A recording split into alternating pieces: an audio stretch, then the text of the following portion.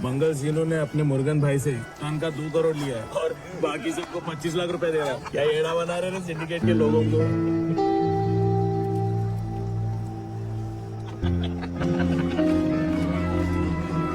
भाई आपसे अर्जेंट में कुछ बात करने के लिए तो बोलना। ये मंगल सीनू है ना, अपने को चूना लगा रहा है। मंगल सीनू एड़ा बना रहा है अपने को। ये अपने को 1 टन माल का कितना देता है? सिर्फ 25 लाख ना। आगे यही माल 2 करोड़ का बेचता है। तुझे कैसे पता? अपना वो नागेश है ना, उसने सीनू के मोबाइल का झड़ती लिया। कोई चेन्नई के मुर्गन को बेच रहा है। मुझे तो पहले ही सीनू पे शक हो गया था। बहुत प्रॉपर्टी खरीद रहा है वो।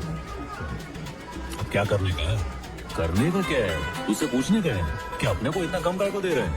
सारा रिक्स और मेहनत अपन के और मलाई वो खा रहा है बेचारा। चला सीनू से जाकर रेट बढ़ाने की बात करें। हाँ तो तू जानता भी है वो कितना वही बड़ा है। ठंड रख। सीनू को ऐसे भाव बढ़ाने को नहीं बोल सकते यार। क्या है ना कि उससे हमारा पुराना ताल्लुक है। अगर उसे बुरा लग गया ना तो हमारे रास्ते लग जाएंगे। क्या लेके आया? चटनी हमारी नहीं चाहिए, चले जा। ये काम करें क्या? तू ही उसके पास जा और भाव बढ़ाने की बात कर उससे। अगर वो मान गया, तेरी बात उसके पल्ले पड़ी तो आधा हिस्सा तेरा। अगर नहीं माना तो तू कौन मैं कौन, हम एक दूसरे को जानते ही नहीं। क्या बोलता है? फिर तो जाने दो। उससे अगर बात करने का है ना तो भाई तुम ही करो। ठीक है, मैं देखता हूँ। क्या रे बुढ़ाओ, औकात देख रहा है ना अपने भाव की? टुंडा रेड्डी के बगल में बैठ के खाना खा रहा है। सच कह रहे हो तुम। एक दिन था जब 100-150 की मजदूरी करता था, आज काफी बड़ा आदमी बन गया है। ए चाचा, तुम्हारी बेटी के लिए इससे होनहार लड़का मिलेगा क्या तुमको? बोलो तो मैं बात करूं। ये क्या कह रहा है? ये अचानक मेरी बेटी की शादी के बाद बीच में कहां से आ गई? उसके खानदान का पता नहीं और अपनी बेटी उसको दे दो। अरे तुमको मालूम भी है कौन है? मुलेटी वेंकट रमन का छोटा बेटा है। अच्छा, यानी हमारी बराबरी का है। तब तो रिश्ता अच्छा है।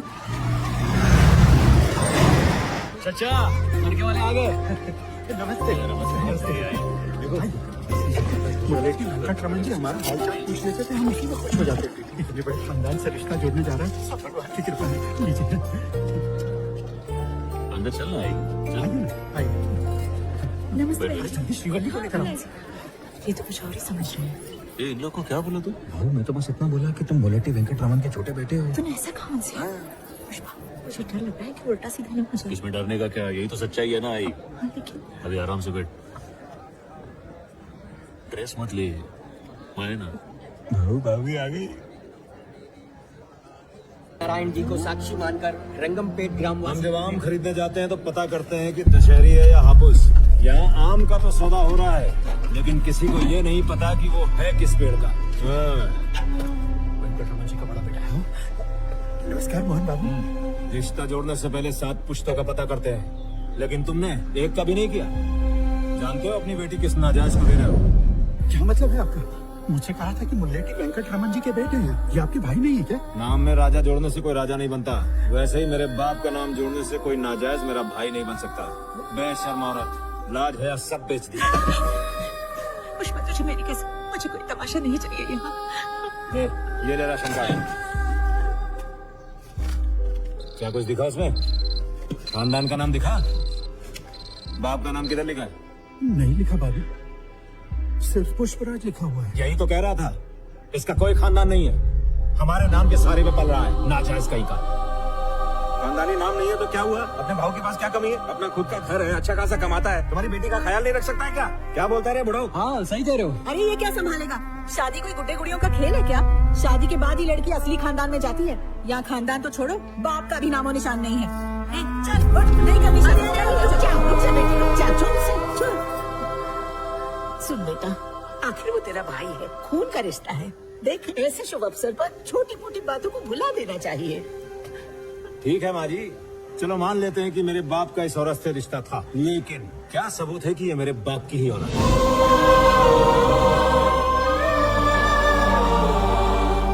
मेरे बाप ने मुझे बताया कि क्या रे, तेरी माँ को भी पता है कि तेरा असली बाप कौन है?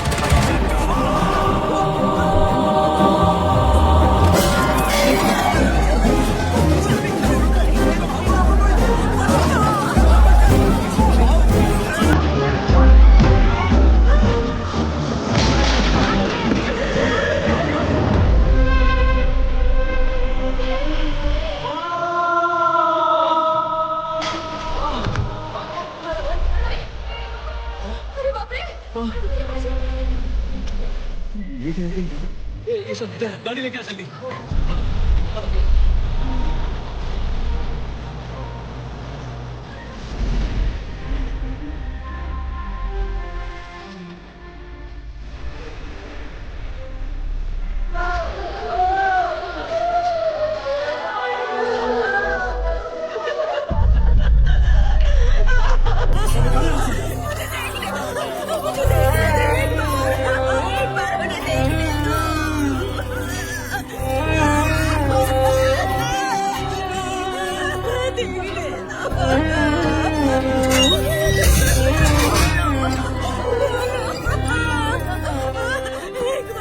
एक बार उनके दर्शन कर लेना।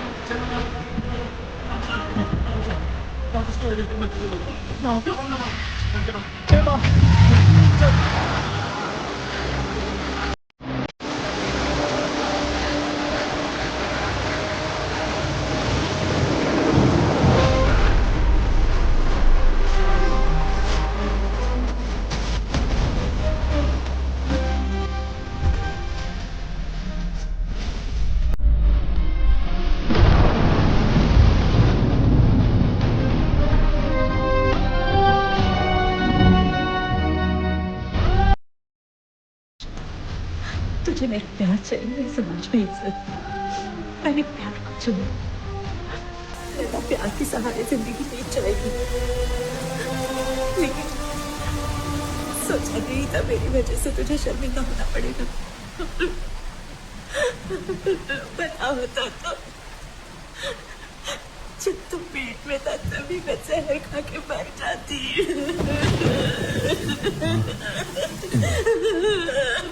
मुझे माफ कर दे। दुआ बस बस। तेरे सर पे चोट लगे नहीं इसलिए बेकी बेकी बातें कर रही है। चल सो जा अभी। ए ताई इसको दवा खिला के सुला दे। माँ मत रोना, माँ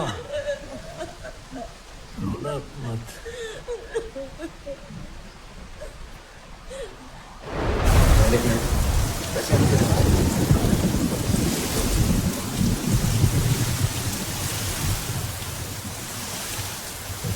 उस वक्त मेरी